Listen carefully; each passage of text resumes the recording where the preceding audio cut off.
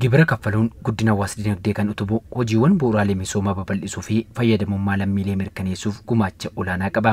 Jiraattonni magaalaa Finfinnees waan hojjetanii bu'aa buufatan irraa gibira kaffaluun miidhaginaa fi guddina magaalittii keessaa ashaaraa qabu.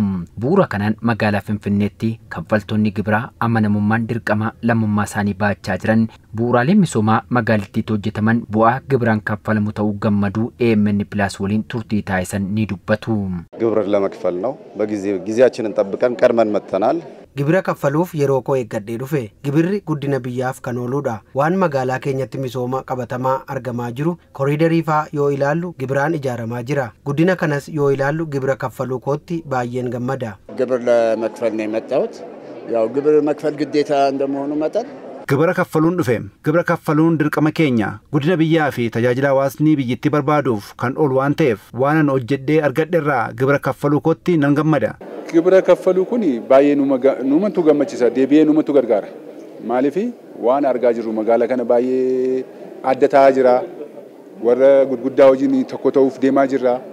baay'ee nu gammachiisa. ግብር ሲከፈል ነገራችን ምትለማ አሁን የምናየው ኮሪደር ልማት አለ ግብር yoo kaffalame biyyi keenya ni misoomti hojii misooma koriidarii Finfinnee miidhagdee agarru kunis gibira hawaasarraa walitti qabamurraati magaalaan keenya miidhagdee hawwattu akka taatuuf tumsee jira gibira kaffaluun hojiiwwan kunneen hojjetamuu isaatti gammadeera Gibira yeroon kaffaluun qisaasama yeroo fi maallaqa hambisuurraa kan darbe adabbiirraa kan nama baraaru waan ta'eef yeroon kaffaluun murteessaa ta'uu simaniiru ሁሉም በወቅቱ ቢከፍል ደስ ይለኛል Namni hunduu yerootti gibira kaffaluun dhimma barbaadameef akka ooluuf hojjechuu qaba. Guyyaa jedhame eegalee gibira kaffaluun gaariidha. Yeroon kaffaluun adabbiirra nama oolcha. Gibirri sirnaan akka walitti qabamuu fi kaffaltoonni gibiraa yeroon ofirraa kaffaluun haqummaa gibiraa mirkaneessuu akka danda'anii fi teekinooloojii addunyaan hidhatetti dhimma ba'uun murteessaa ta'ullee kaasaniiru. በኦንላይን መጠቀም Gibira karaa onlaayinii kaffaluun yeroo fi maallaqa keenya hin qisaasu. Kanaaf teekinooloojii addunyaan irra geessetti akka fayyadamnuuf sirni diriirfamuu qaba. የአሰራር ጉዳይ ያስፈልገናል kana caalaa gibira akka kaffalluuf sirni diriirfamuu qaba kaffalaan gibiraa siyaayinaan gibira akka kaffalu ni tumsa waan ta'eef teekinooloojii yeroon irra ga'etti fayyadamuun ni barbaachisa Kaffaltiin gibiraa adeemsa misooma biyyaa tumsuu keessatti dhimma murteessaa waan ta'eef sirna sassaabbii gibiraa ammayyeessuuf hojjetamaa jiraachuu kan himan ammoo biiroo galiiwwan magaalaa Finfinnee damee kutaa magaalaa Araadaatti ogeettii dhimma sassaabbii gibiraa fi hordoffii kan ta'an aadde Kuulanii Fayyisaati.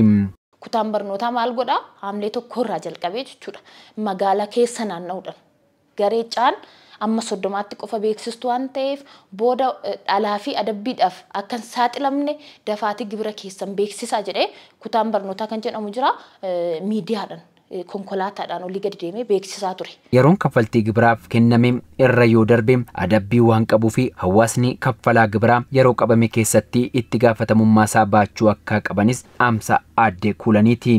Garee baajalatti warri hiramtani yookaan immoo leessa jedhamu jaratti warri hiramtan naasii tokko amma Paagumee 5tti dhalaa fi adabbii tokko malee dhuftanii akka gibira keessan beeksistanan jedha. Garee A yookaan immoo Alittaa warra jedhaman immoo maskanami tokko hanga xiqimtii 30tti dhala tokko malee adabbii tokko malee dhuftanii akka gibira keessan beeksistan jechuun barbaada.